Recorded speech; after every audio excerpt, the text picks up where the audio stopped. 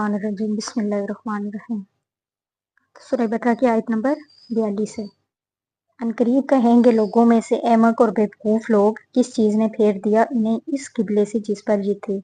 कह दीजिए कि अल्लाह ही के हैं मशरक और मगरब, वो जिसको चाहता है सीधे रास्ते की तरफ हदायत दे देता है। यानी 16-17 महीने तक उन्होंने बैतुल मक़दस की तरफ रुख करके नमाज पढ़ी, अब उन्हें बैतुल्लाह की तरफ किस चीज़ ने फेर दिया। तो कहें कि ये अल्लाह के ही हैं मशरक और मगरब। अब ये अल्फाज के अल्लाह की हैं मशरक और मगरब 14वें रुकू में भी आए थे। अल्लाह ताला किसी एक सिमत में महदूद नहीं है, बल्कि मशरक मगरब शुमाल जनूब उसी के हैं, जिसे चाहता है सीधे रास्ते की तरफ हदायत दे देता है। आयत नंबर 143 क्या है कि और मुसलमानों, इस तरह तो हमने तुम्हें एक उम्मत वस्त बनाया है ताकि तुम लोगों पर गवाह हो और रसूल तुम पर गवाह हो, और नहीं मुकर्रर किया हमने वो किबला जिस पर आप पहले थे, मगर ये जानने के लिए कि कौन रसूल का इत्तबा करता है और कौन फिर जाता है उल्टे पांव। और यकीनन ये बहुत बड़ी बात थी, मगर उनके लिए दुश्वार ना थी जिनको अल्लाह ने हदायत दी, और अल्लाह हरगिज़ तुम्हारे ईमान को ज़ाया करने वाला नहीं है। यकीनन अल्लाह इंसानों के हक में बहुत ही शफीक और रहीम है।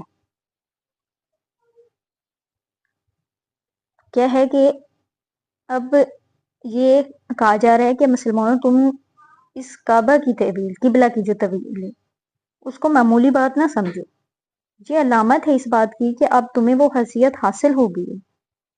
अब ये तुम्हारा फर्ज मनसबी है कि रसूल सल्लम ने जिस दीन की गवाही तुम पर अपने कौलो अमल से दी, उसी दीन की गवाही तुम अपने कौलो अमल से पूरी नोए इंसानी पर देनी है। अब तुम रसूल सल्लम और नोए इंसानी के दरमियान लिंक बन गए हो। अब तक नबूवत का सिलसिला जारी था, एक नबी की तालीम ख़त्म हो जाती थी या उसमें तहरीफ होती तो दूसरा नबी आ जाता था। हर दौर में ये मामला तसलसल के साथ चल रहा था, लेकिन मोहम्मद सल्लल्लाहु अलैहि वसल्लम पर नबूवत ख़त्म हो गई, लेकिन नस्ल इंसानी का सिलसिला तो क़यामत तक रहना है। अब आगे लोगों को तबलीग करना, उन तक दीन पहुँचाना, उन पर हुज्जत कायम करना और शहादत नाज का फरीज़ा सर अंजाम देना किसकी जिम्मेदारी होगी। पहले तो हमेशा यही होता रहा है कि अल्लाह की तरफ से जबरील वही लाई और नबी के पास आ, नबी ने लोगों को सिखाया। अब ये मामला इस तरह है कि अल्लाह से जबराइल वही लाए मोहम्मद सल्लल्लाहु अलैहि वसल्लम के पास, और मोहम्मद सल्लल्लाहु अलैहि वसल्लम ने सिखाया तुम्हें। अब तुम्हें सिखाना है पूरी नौ इंसानी को। क्या है कि अब तुम्हारी हैसियत चेंज हो गई है। यहाँ अल्लाह ताला ने बैतुल मक़दस को किबला मुकर्रर करने की निस्बत अपनी तरफ की है। ये भी हो सकता है ये नहीं, और नहीं मुकर्रर किया हमने किबला जिस पर आप पहले थे, मगर ये जानने के लिए ये भी हो सकता है कि अल्लाह ताला ने हिजरत के बाद वही हफ़ी के जरिए नबी करीम सल्लल्लाहु अलैहि वसल्लम को बैतुल मक़दस की तरफ रुख करके नमाज पढ़ने का हुक्म दे दिया हो। ये भी हो सकता है कि आन हज़रत सल्लल्लाहु अलैहि वसल्लम का इत्तेहाद और अल्लाह ने उसे कबूल फरमाया है। वाकई ये है कि इतनी बड़ी तब्दीली कबूल कर लेना आसान बात नहीं है, ये बड़ा हसास मसला है, और अल्लाह हरगिज़ तुम्हारे ईमान को ज़ाया करने वाला नहीं है। अब ईमान से मुराद क्या है? नमाज है, जिसे दीन का सुकून करार दिया गया है। ये बात इस तशवीश के जवाब में दी गई है जो मुसलमानों को लाहक हो गई थी जब किबला चेंज हुआ, कि जो पहले हमने 16 महीने बैतुल मक़दस की तरफ रुख करके नमाज पढ़ी है, उसका क्या होगा। यकीनन अल्लाह इंसानों के हक में बहुत ही शफीक और रहीम है। तो आयत नंबर 144 क्या है?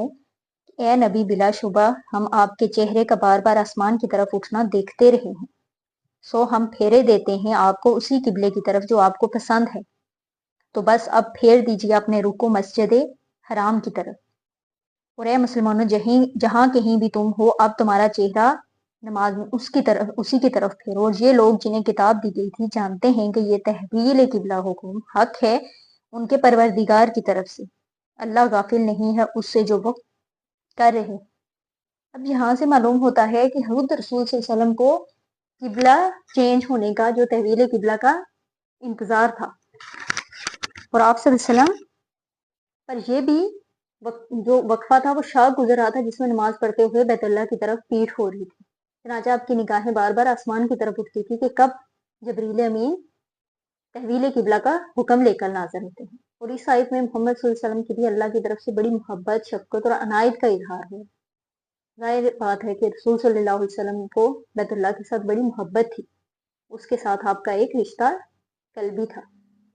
तो अल्लाह ताला ने क्या किया कि उसी तरफ के हुक्म दिया कि अब आप फेर दीजिए अपने रुख को मस्जिद हराम की तरफ।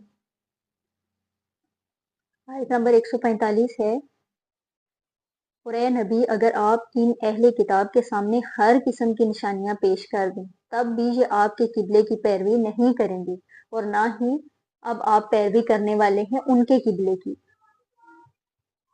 और ना ही वो एक दूसरे के किबले की पैरवी करने वाले हैं। और अगर आपने उनकी ख्वाहिशात की पैरवी की उस इल्म के बाद जो आपके पास आ चुका है तो बिलाशुबा आप भी जुल्म करने वालों में से हो जाएंगे। हाजी है कि ये खुद आपस में एक दूसरे के किबले की पैरवी नहीं करते। अगरचे यहूद और नसारा सबका किबला यरूशलेम है, लेकिन इन यरूशलेम पर जाकर यहूदी एकल सलेमानी का मगरबी गोशा अख्तियार करते थे और मगरब की तरफ रुख करते थे, जबकि नसारा मशरक की तरफ रुख करते थे। इसलिए हजरत मरियम अलैहिस्सलाम ने जिस मकान में एतकाफ किया और जहाँ फरिश्ता उनके पास आया वो हैकल के मशरकी गोशे में था, जिसके लिए कुरान हकीम में जिक्र भी आया। असाइयों ने उसी मशरकी घर को अपना किबला बनाया है।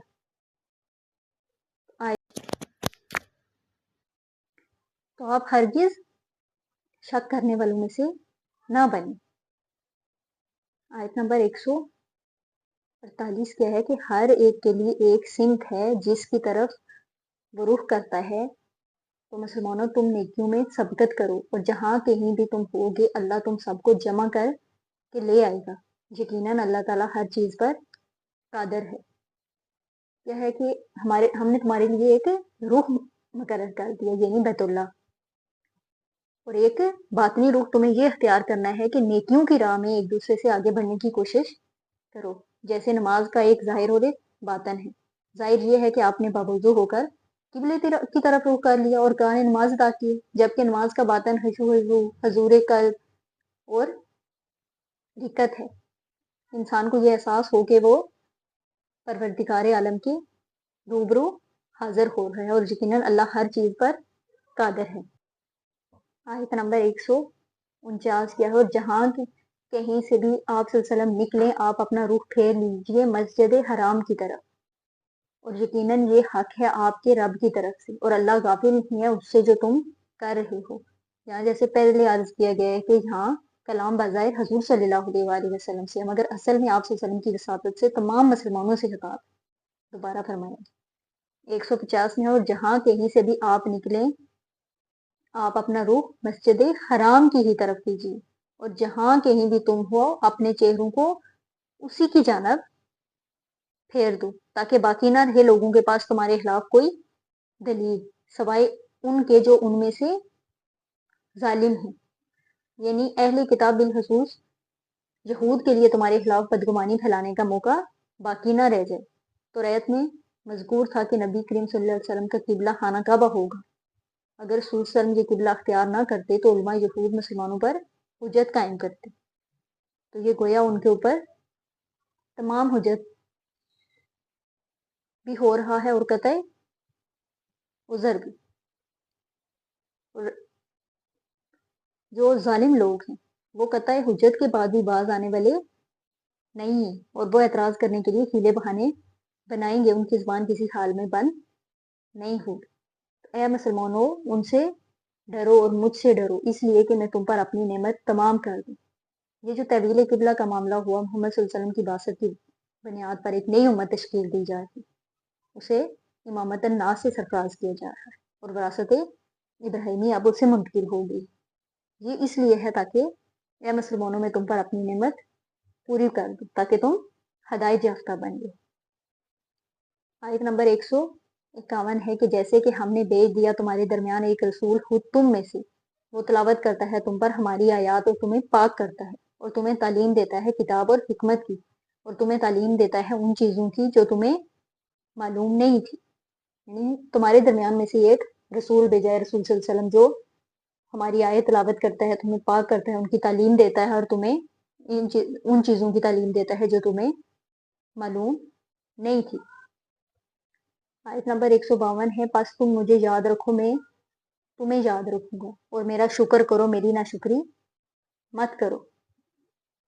اب اللہ تعالیٰ اللہ اور بندوں کے درمیان ایک بڑا معاہدہ ہے۔ اللہ کہتا ہے کہ تم مجھے یاد رکھو، میں تمہیں یاد رکھوں گا، اور میری نعمتوں کا ادراک کرو، ان کا شعور حاصل کرو، زبان سے میری نعمتوں کا شکر ادا کرو، اور اپنے عمل سے بھی، اعضاء سے بھی ان نعمتوں کا حق ادا کرو۔ آیت نمبر 153 کیا ہے؟ اے ایمان والو، صبر اور نماز سے مدد چاہو، استعینوا بالصبر والصلاۃ، یعنی نماز سے اور صبر سے مدد مانگو، اور جان لو اللہ صبر کرنے والوں کے ساتھ۔ اب دیکھیں، ہم ہر چیز سے مدد مانگتے ہیں لیکن صبر سے نہیں مانگتے، لیکن جہاں پہ صبر کی کتنی بڑی حیثیت ہے، کتنا بڑا رتبہ ہے، یہ پیچھے بھی ہم 5ویں رکوع میں بھی یہ پڑھ چکے ہیں۔ یہ آیت نمبر 153 تھی، اس سے آگے انشاءاللہ سبحانہ وتعالی نیکسٹ ہم پڑھیں گے آیت نمبر 154 سے۔